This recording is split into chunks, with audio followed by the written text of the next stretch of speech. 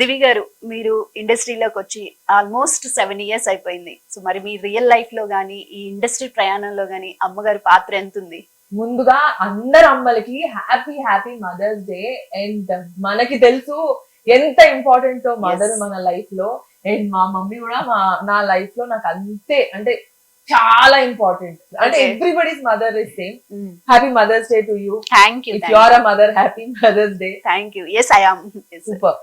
So మరి ఈ 7 years ఇండస్ట్రీలో అమ్మ ఎలా సపోర్ట్ చేసింది? చెప్పుమా. మా దివి ఏది చేస్తానంటే అదే. మమ్మీ నేను ఈ రోజు ఇచ్చేస్తున్నానంటే ఇంకా కాదనేదే లేదు. తన ఇష్టమే మా ఇష్టం. తను హ్యాపీగా ఉండటమే మాకు కావాలి. మా మమ్మీయే మొత్తం. మా మమ్మీయే మాకు మా అన్నకి ఇద్దరికి మా మమ్మీ ఇన్స్పిరేషన్. మా చిన్నప్పటి నుంచి ఒక వర్కింగ్ ఫీమేల్ మా ఫ్యామిలీలో మా మమ్మీ. సో ఆమె చూసి ఇండిపెండెంట్ గా ఉండాలి, అబ్బా ఇలా ఉండాలి అలా ఉండాలని ఆ థాట్ ప్రాసెస్ లో పెరిగాం మేము. ఇంకా సపోర్ట్ అంటారా, ఫుల్ సపోర్ట్. ఓకే. సో అమ్మ సపోర్ట్ వల్ల ఇంత సక్సెస్ వచ్చింది మీకైతే. ఇంకా రావాలి సక్సెస్ అంటే, ఇంకా రావాలి. బట్ అమ్మ సపోర్ట్ ఎప్పుడు ఉంది, మా మమ్మీ సపోర్ట్ ఎప్పుడు, ఆల్వేస్. సూపర్. సో పద్మావతి గారు, దివి గారు చిన్నప్పటి నుంచి ఇంతే అల్లరల్లరిగా ఉండేవాళ్ళ, లేకపోతే ఒక కూల్ అమ్మాయి లాగా ఉండేవాళ్ళ? చిన్నప్పటి నుంచి అల్లరల్లరిగానే ఉండేదండి. ఏది ఇక్కడ అలా కూర్చోబెట్టి వెళ్ళామనుకోండి, ఇక్కడే ఉండమ్మా అంటే మనం వచ్చేసరికి ఎక్కడో. ఓకే.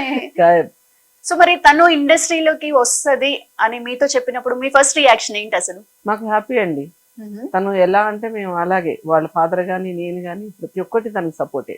తను ఏం చేసినా చాలా ఖచ్చితంగా చేస్తుంది, ఏది చేసినా కానీ కాన్ఫిడెంట్ గా చేస్తుంది అనేది మాకు గట్టి నమ్మకం. ఓకే. ఆ నమ్మకంతో ఏం చేసినా ఓకే అమ్మ. సో మహర్షి మూవీతో వెండి తెర పైన ఫస్ట్ టైం కనిపించారు మీరు. అసలు ఎలా వచ్చింది మీకు ఆ ఆపర్చునిటీ? మహర్షి మూవీ నాకు ఒక షాక్ లాగా. స్టార్టింగ్ నుంచి నేను ఎప్పుడు హీరోయిన్ అవ్వాలని వెయిట్ చేస్తూ హీరోయిన్ కోసమే ట్రై చేస్తూ ఉండేదాన్ని. ఎప్పుడైతే మహర్షి దానికి వెళ్ళానో, మీరు ఒక హీరోకి ఫ్లర్ట్ సీన్ అని చెప్పారు.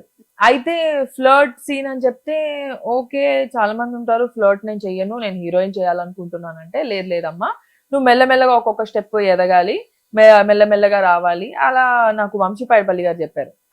సరే ఓకే అని అప్పుడు నేను యాక్సెప్ట్ చేశాను. బట్ నా లైఫ్ లోనే అది ఒక బ్యూటిఫుల్ ఎక్స్పీరియన్స్. ఎలా అంటే డెహ్రాడూన్ ఒక అవుట్డోర్ షూటింగ్, ఒక స్టార్ హోటల్లో స్టే, చాలా మంచి బడ్జెట్.